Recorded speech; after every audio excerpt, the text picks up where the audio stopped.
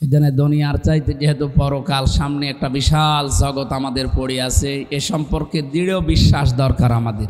না, আমরা যারা এসেছি আমরা সম্মানিত মা বোনদেরকে সম্মান মর্যাদা জানাচ্ছি, ধন্যবাদ দিচ্ছি।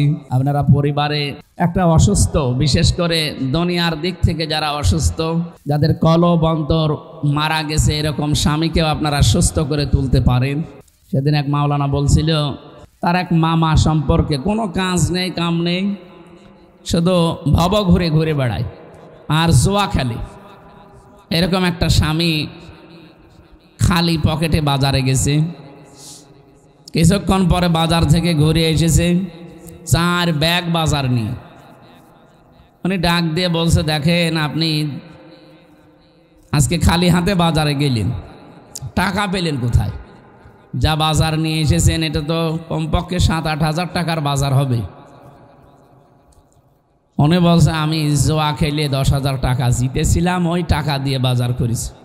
স্ত্রী বলছে, না, আপনি এই বাজার নিয়ে ঘরে ঢুকতে পারবেন না, ওখানে দাঁড়ান, কারণ এই খাবার আমি এখন রান্না করলে 2 জন তৃপ্তি সহকারে যদি খাই, এরপরে যে সন্তান আমাদের পেটে আসবে ওই সন্তানটা জন্মগতভাবে হারামখোর হবে। সম্মানিত মা বোন যারা এসেছেন, আপনি লক্ষ্য করেন কি বললেন এই মহিলা, এই বিদেশী এই নেককার মহিলা, একটা স্বামী তার জুয়া খেলা, এরকম একটা স্বামী পেয়েছে কপালে। একে ভালো করার জন্য ওই দিন তিনি শক্ত হলেন, না, আপনাকে আমি ঘরে ঢুকতে দেব না, কারণ আপনার এই খাবার খেয়ে আমার পেটে 10 মাস 10 দিন একটা সন্তান বহন করা লাগবে। এটা তো হারামখোর হবে জন্মগতভাবে। একটা হারামখোর মানুষকে আমি জন্মগতভাবে 10 মাস 10 দিন পেটে রাখতে আমি রাজি না।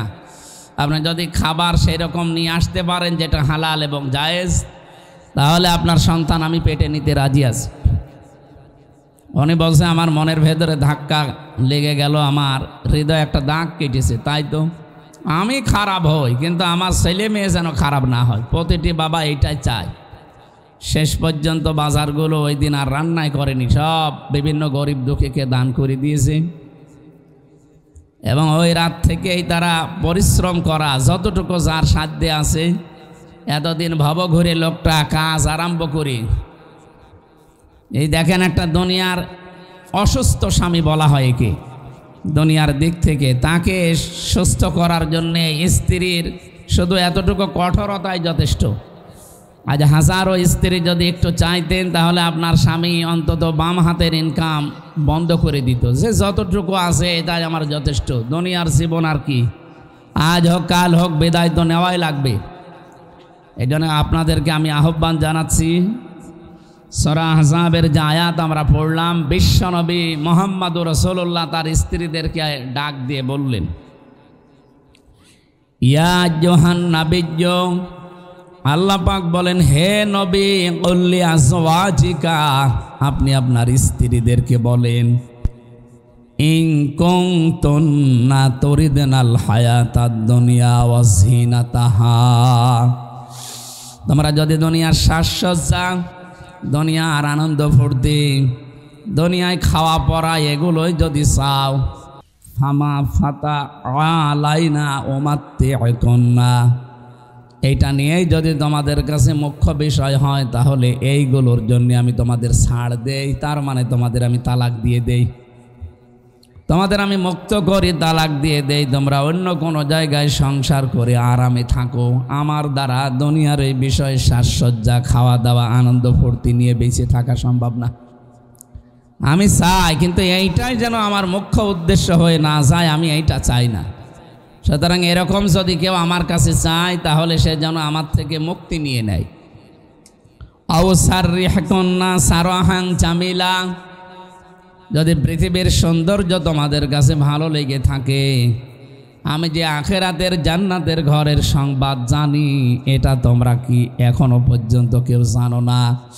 আল্লাহ এমনভাবে জান্নাতটা বানিয়েছে, যার কথা কোনো কানে শোনে নাই, কোনো চোখে দেখে নাই, কোনো মানুষের হৃদয়ে কোনো দিনের কল্পনাও উদয় হয় নাই। সুবহানাল্লাহ। সম্মানিত মা বোনেরা, নবী নিজে তার স্ত্রীদেরকে যদি এ কথা বলতে পারেন, আমরা যারা উম্মত আছি আমাদেরকে কত অ্যাক্টিভ হওয়া লাগবে কথাটা মেনে নেওয়ার জন্যে। এজন্য আহ্বান জানাচ্ছি, স্বামীর যতটুকু বৈধ ইনকাম আছে ওইটার উপরে যদি নিজের চাহিদাকে আপনি নিয়ন্ত্রণ করতে পারেন, আপনার প্রতি আল্লাহর আরশ খুশি হয়ে যাবে। বাংলাদেশের সর্বশ্রেষ্ঠ ধনী যে ছিল এই যে দরবেশ, এখন জেলখানায় আছে, তার যে উপায় ছিল বৈধ হোক অবৈধ হোক, এই অবৈধ ইনকামের কারণে তার স্ত্রীর যে চাহিদা, এখন যদি আপনি বলেন যে আমারও ওই রকম লাগবে না, আপনার স্ত্রী, আপনি স্ত্রী হিসাবে আপনার স্বামী যতটুকু উপায় করে, যতটুকু ইনকাম করে, যদি জায়েজ পন্থায় সে থাকে, তাকে আপনি আরও সাহায্য করবেন, ধন্যবাদ জানাবেন, শুকরিয়া জানাবেন, আর বলবেন স্বামী আমার যতটুকু আল্লাহ যা দিয়েছে এই ইনকামের ভেতরে আমি আমার চাহিদাকে নিয়ন্ত্রণ করে রাখবো। আপনি জান্নাতে যাওয়ার একটা সার্টিফিকেট পেয়ে গেলেন, সুবহানাল্লাহ। এজন্য আশা করব আপনারা আপনাদের স্বামীকে কন্ট্রোল করার জন্যে শুধু দুনিয়ার এই বিষয়টাতে একটু ছাড় দেওয়ার মন মানসিকতা তৈরি করেন, যে যেখানে আছেন ওই জায়গা থেকে আখেরাত যেটা আমার আল্লাহ অবশ্যই তৈরি করে দেবে যদি মেয়েদের ভেতরে 4টা গুণ পাওয়া যায়। 1 নাম্বার, ইদা নাজারা আনহা সাররাতুহু, স্বামী যখন আপনার দিকে তাকাবে স্বামীকে আপনি আনন্দ দেবেন। বাইরে থেকে কর্মজীবন শেষ করে একটা স্বামী যখন বাইরে থেকে আসে, স্ত্রীর সবচাইতে বড় দায়িত্ব হয়ে পড়ে সংসারের যত কাজ থাক, যত গুরুত্বপূর্ণ বিষয় আপনার হাতে থাক, সব মাইনাস করে স্বামীর সামনে যাওয়া। আজ হাজারো স্ত্রীর ভেতরে এই গুণটা পাওয়া যায় না।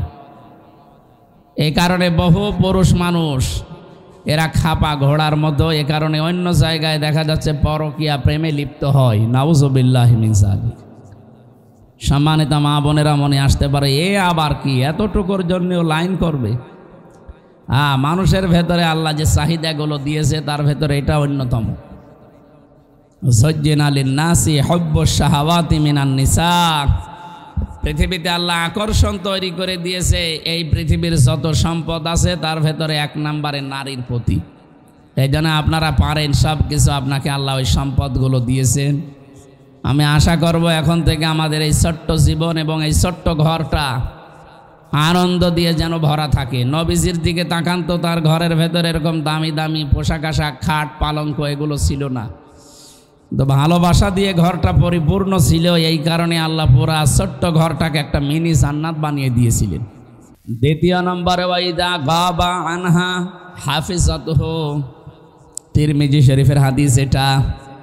বিশ্বনবী বলেন, যখন স্বামী বাইরে চলে যাবে, নেককার যারা জান্নাতের দরজা যে স্ত্রীগুলোর জন্য খোলা রাখবে আল্লাহ, তাদের দ্বিতীয় গুণ হচ্ছে স্বামী বাইরে গেলেই নিজের সম্পদ, বিশেষ করে নিজের শরীরকে, নিজের ইজ্জত, সম্ভ্রম, স্বামীর সন্তান আর স্বামীর সম্পদকে সে যেন হেফাজত করে রাখে। একজন গল্প করছিলেন যে আমি আজকে 20টা বছর বিবাহ করেছি, এই 20 বছরের ভেতরে আমার স্ত্রীর সাথে কোনোদিন কথা কাটাকাটি হয়নি, ঠোকামুখিও হয়নি, উচ্চ বাচ্চ স্বরে কথাবার্তাও হয়নি। তো এভাবে আপনি জীবনটা কাটালেন কি করে? বাসর রাতে স্ত্রীকে আমি জিজ্ঞাসা করলাম যে আপনি কি চান? স্ত্রী আমাকে বলছে, দেখেন আপনার কাছে আমি একজন নতুন মানুষ, আগে একটু পরিচয় হোক, এরপরে আপনার সাথে আমার কথাবার্তা হবে।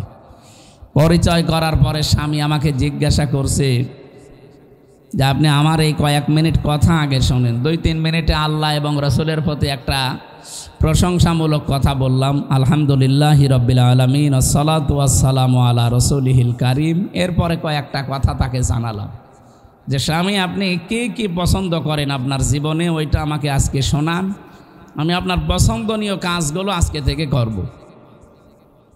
এই যে স্বামী স্ত্রীর ভেতরে গন্ডগোল হয় না, মারামারি, কথা কাটাকাটি, উচ্চ বাচ্চ, রাগারাগি কেন হয় না? এই প্রথম দিন থেকে ঔষধ দিয়েছে স্ত্রী যে আপনি যা যা পছন্দ করেন এটা আমাকে বলেন।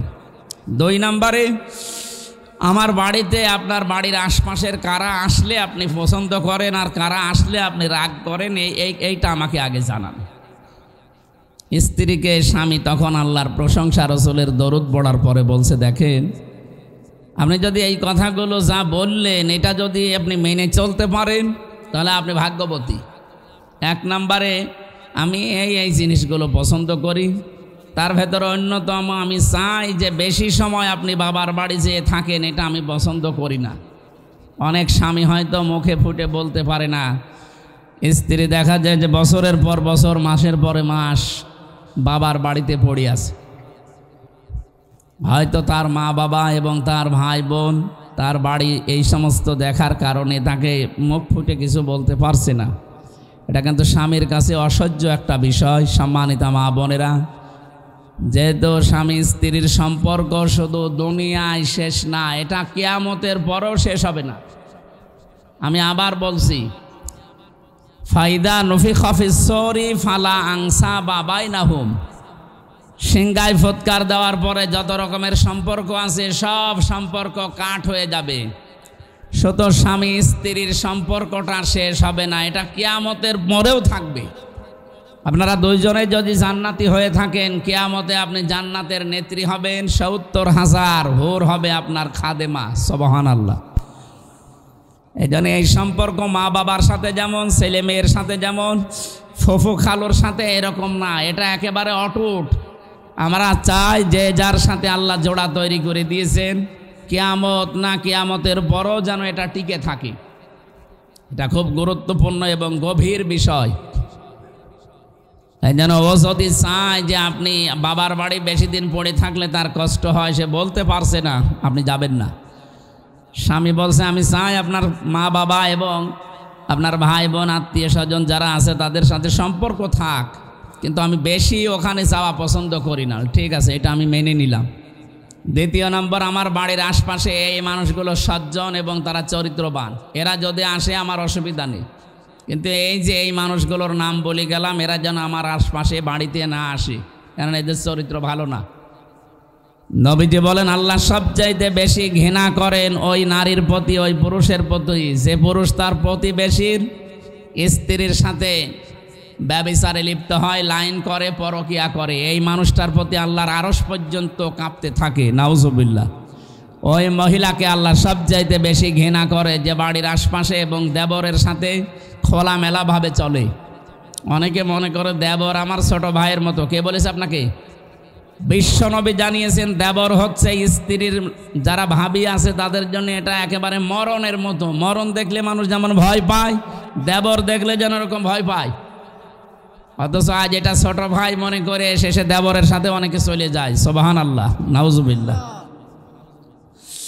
আল্লাহ আমাদেরকে যেন এই পাপ থেকে হেফাজত করেন। আল্লাহর কাছে আপনি ঘৃণিত হয়ে যাচ্ছেন, নিকৃষ্ট হয়ে যাচ্ছেন, আর কিয়ামতে আপনার এই আকৃতি আর থাকবে না।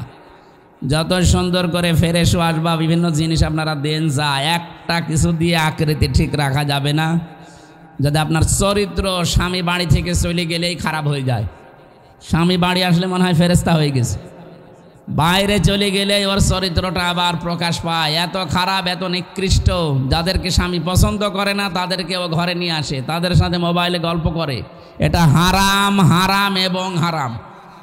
এইটার কারণে আজ হাজার হাজার পরিবার, এটা তো শহর এলাকা, রাজধানীর বুকে আছেন হাজার হাজার পরিবার। আমি অনেকের খোঁজ খবর জানি, বড় বড় মানুষের সাথে আমি মিশেছি। বাংলাদেশে যারা 10 জন ধনী তার 5 জনের সাথে আমার মিল আছে। এদেশে আকিস গ্রুপের ওপরে ধনী আছে, আর রংধনু গ্রুপের ওপরে ধনী আছে। এদের সাথে আমি মিশে দেখেছি এই মানুষগুলোর পরিবারে শান্তির কি অবস্থা। এদের টাকা পয়সা, অর্থ সম্পদ, বাড়ি গাড়ি, মিল ফ্যাক্টরির অভাব নেই। এদের এক একজনের মিল ফ্যাক্টরি কত আছে, কত কর্মচারী আপনি গুনেও শেষ করতে পারবেন না, কিন্তু শান্তি নেই বাড়িতে।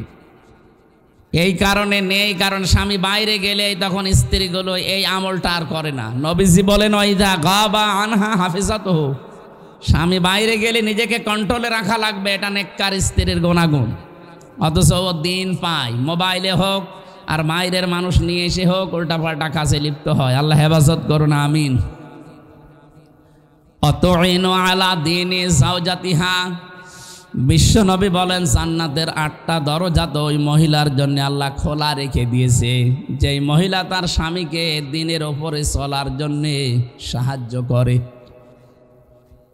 স্বামী যদি দিনের কাজে, মানবতার সেবায়, ইসলাম প্রচারে বা এরকম কোনো কাজে যদি বাইরে যায়, স্ত্রী স্বামীকে তো উদ্বুদ্ধ করে এবং তাকে সময় দেয়, ছাড় দেয়, আর নিজে ধৈর্য ধারণ করে স্বামীর এই কাজ কারবারের প্রতি। আজ হাজারো পরিবারে এইটা নেই। আরও স্বামীকে কন্ট্রোল করার জন্যে, আটক করে রাখার জন্যে নিজে তো সময় দেয়ই না, ওদেরকেও যেন সময় দেওয়া না হয়। না, আপনি খাদিজাতুল কুবরা রাদিয়াল্লাহু তাআলা আনহার সাথে জান্নাতে যেতে চান, এ মহিলাকে আল্লাহ নিজে সালাম দিয়েছেন, অথচ এ মহিলা জীবনে নামাজ পড়েনি, রোজা রাখেনি, হজও করেনি। কারণ এইগুলোর বিধান নাজিল হয়েছে সব তার মরে যাওয়ার পরে। মা বোনেরা যারা এসেছেন খেয়াল করেন, খাদিজাতুল কুবরা জীবনে এক ওয়াক্ত নামাজ পড়ার পায়নি, কারণ নামাজ ওই সময় আল্লাহ ফরজ করেনি। উনি মারা যাওয়ার পরে নামাজ, 2 বছর পরে নামাজ ফরজ হয়েছে, রোজা ফরজ হয়েছে, হজ ফরজ হয়েছে উনি ইন্তেকালের 8 বছর পর। তো তাহলে বলেন, সে নামাজ পড়লো না, রোজা রাখলো না, হজও করে না জীবনে, অথচ তার বাড়ি মক্কাতে, কবরও মক্কায়। এই মহিলাকে আল্লাহ শুধু সালাম দেয়নি, আল্লাহ বলেন আমি জিবরাইলকে দিয়ে ঘোষণা দিয়েছিলাম যে জান্নাতে আমি আলাদাভাবে একটা প্রাসাদ বানিয়েছি খাদিজার জন্য, আলাদা। সুবহানাল্লাহ। এই একটাই মাত্র কারণ ছিল, তেসার স্বামীকে ছাড় দিত দিনের কাজে। নিজের অর্থ সম্পদ যা ছিল আল্লাহ তাকে যা দিয়েছিলেন, ওই জামানায় হজরতে খাদিজা 3 নাম্বার ধনীর তালিকায় ছিল পুরা আরব জাহানে। এত ধনী মানুষ স্বামীকে, স্বামীর পেছনে ইসলাম প্রসারে, ইসলাম কায়েমে, মানবতার সেবা করার জন্যে স্বামীকে তো ছাড় দিয়েছে এবং অর্থ সম্পদও স্বামীর 2 পায়ে ঢেলে দিয়েছে। আল্লাহ এই একটা কারণে এত বেশি খুশি হয়ে তাকে জান্নাতের সুসংবাদ এবং জান্নাতে আলাদা একটা ঘর তার জন্যে আলাদাভাবে বানিয়ে রেখেছেন। 2 জন মহিলার জন্য আল্লাহ ঘর বানিয়েছেন। একজন ঘর বানানোর জন্য আহ্বান জানিয়েছিলেন হজরতে আসিয়া। তিনি বলেছিলেন, হি আল্লাহ, তুমি জান্নাহ, হে আল্লাহ তুমি আমার জন্য জান্নাতে একটা ঘর বানিয়ে দাও। আর খাদিজাকে আল্লাহ সংবাদ পাঠিয়েছে যে আমি নিজে তার জন্য একটা ঘর বানিয়েই রেখেছি অলরেডি। সুবহানাল্লাহ। এই জন্য শুধু নামাজ পড়া, রোজা রাখা আর কালো বোরকা পরায় আপনার ইবাদত না। স্বামী যদি দিনের কাজ, ইসলামের কাজ, মানবতার কাজ করে বেড়ায়, মানুষের উপকার হয়, এরকম কাজ করলে আপনি নেককার স্ত্রী বাড়িতে বসে বসে তাকে খাদিজার মতো সাহায্য করবেন, তাকে সহযোগিতা করবেন, শেষে উদ্বুদ্ধ করবেন, ছাড় দেবেন। আপনার জন্যেও খাদিজাতুল কুবরার মতো না হলেও এরকম কাছাকাছি আল্লাহ কিছু বানিয়ে রাখবে ইনশাআল্লাহ। 4 নম্বরে, স্বামী যদি কোনো জায়েজ কাজের আদেশ করে, আবার বলছি, স্বামী যদি কোনো জায়েজ কাজের আদেশ করে, ওটা যদি জায়েজ হয়, জীবন থাকতে আপনাকে মানা লাগবে। আর জীবন চলে গেলে তো আলাদা, জীবন থাকতে মানা লাগবে যদি ওটা জায়েজ হয়। স্বামী চায় যে আমার মা বাবা আমার সাথে থাকলে আমার ভালো লাগে, কিন্তু অনেক স্ত্রী এটা চায় না। এটাকে জায়েজ নেই, 100 ভাগ জায়েজ। এরপরও আপনি চান না, আপনার এই ছোট মনের কারণে।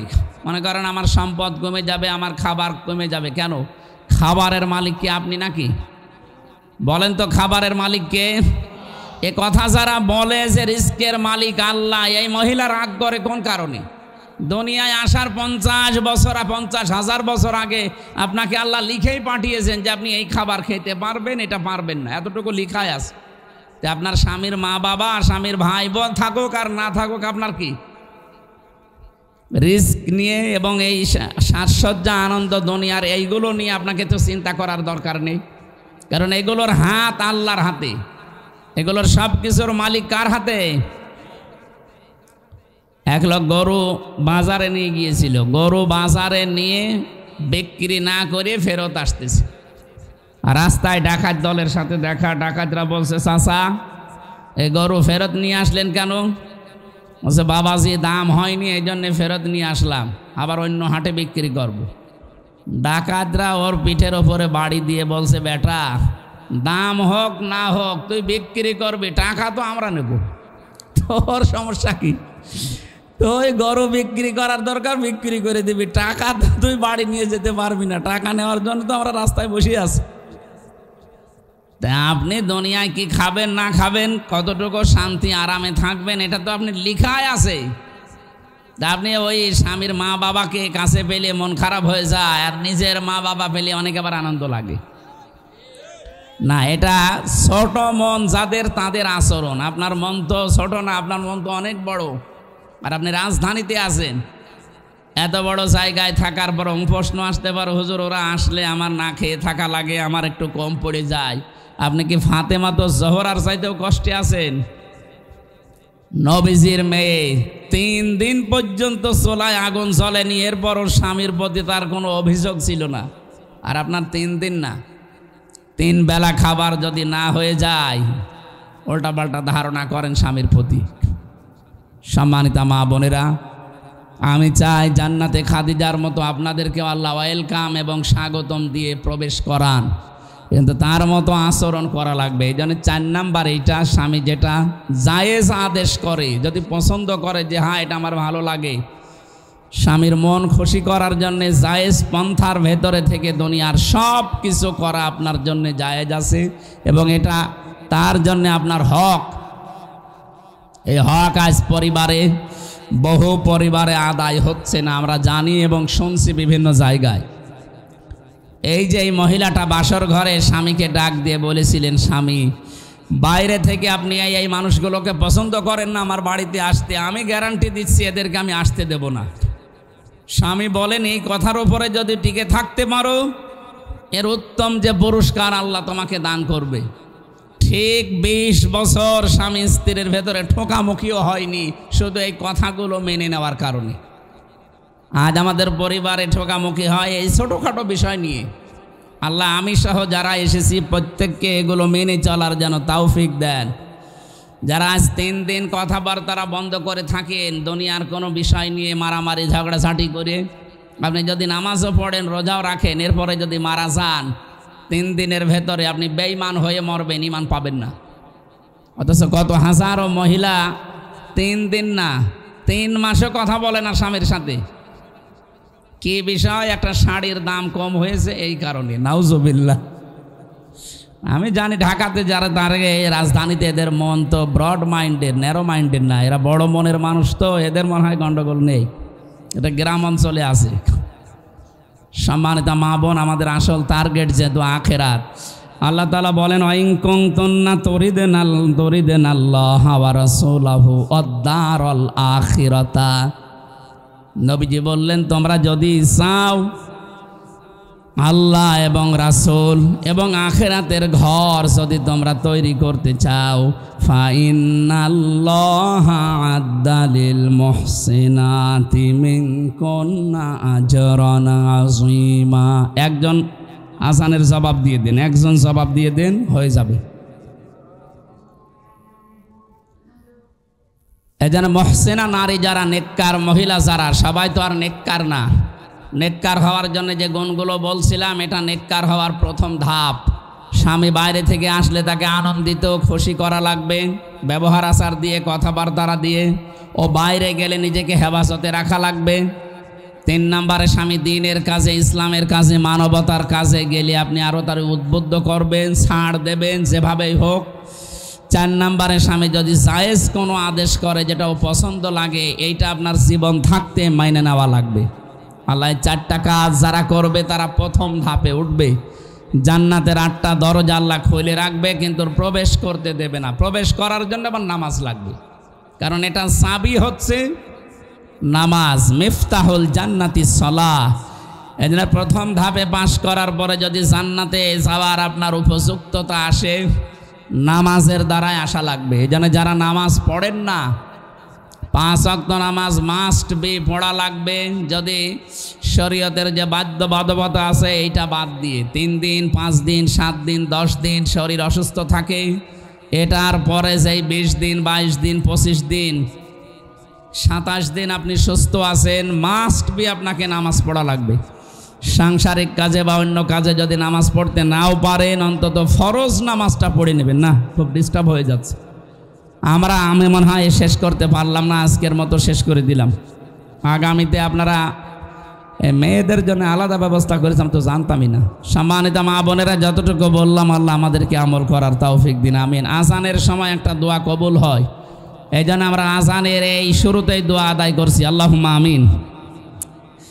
লা হাওলা ওয়ালা কুওয়াতা ইল্লা বিল্লাহিল আলিয়্যিল আযীম। আল্লাহ যতটুকুই বলেছি এতটুকু এদের জীবনে আমল করার তৌফিক দাও।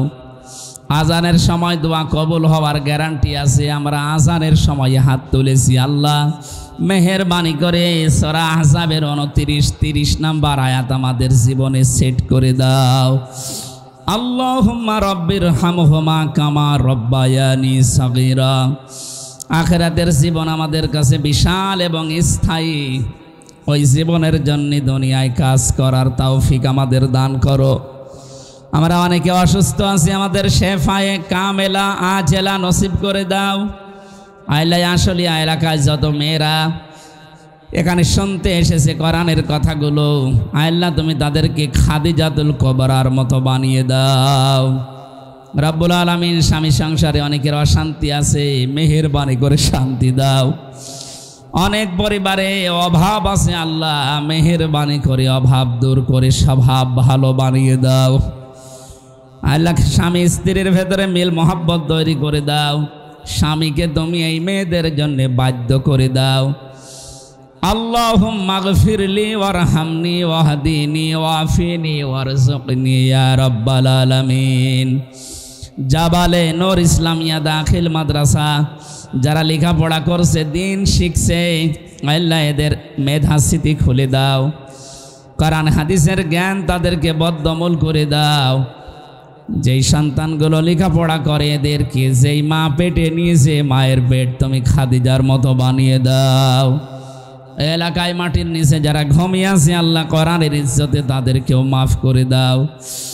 আল্লাহুম্মা রব্বির হামহুমা কামা রব্বায়ানি সাগীরা।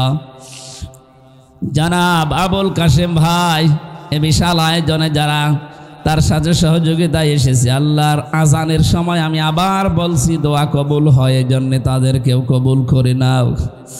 এই বাজারে যারা ব্যবসা বাণিজ্য করে এদের ব্যবসা বাণিজ্যে বরকত দিয়ে দাও।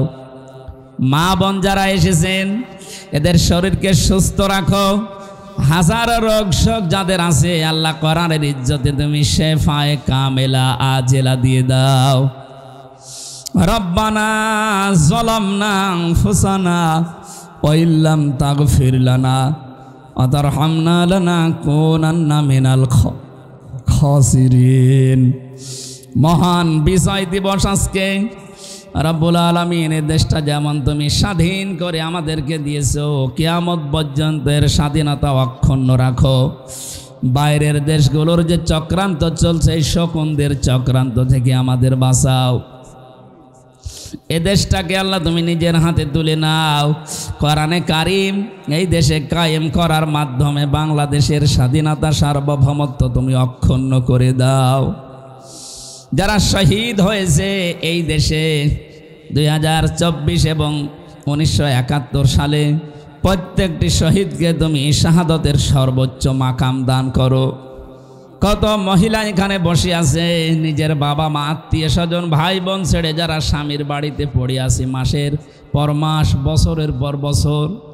আল্লাহ তাদের মনকে তুমি ধৈর্য এবং সহ্য দিয়ে পরিপূর্ণ করে দাও। স্বামী সংসারে আবার বলছি আল্লাহ তুমি শান্তি দান করো। আল্লাহ অনেকের সন্তান হয় না, আল্লাহ তাআলা মা ডাক শোনার জন্যে বাবা ডাক শোনার জন্যে আগ্রহ নিয়ে আসে। একটা সন্তান তাদেরকে দিয়ে কল ভর্তি করে দাও। ছেলে মেয়ে যাদেরকে দিয়েছো আল্লাহ তাদের ছেলে মেয়েগুলোকে মানুষের মতো মানুষ বানাও। কখন কার কাছে মরণ চলে আসে জানি না। আল্লাহ আবার বলছে যে আয়াত থেকে পড়েছি এর মূল আলোচনা দুনিয়ার চাইতে আখেরাতকে প্রাধান্য দেওয়া। তোমার ওই বানানো জান্নাত পাওয়ার জন্য প্রতিযোগিতা আরম্ভ করা।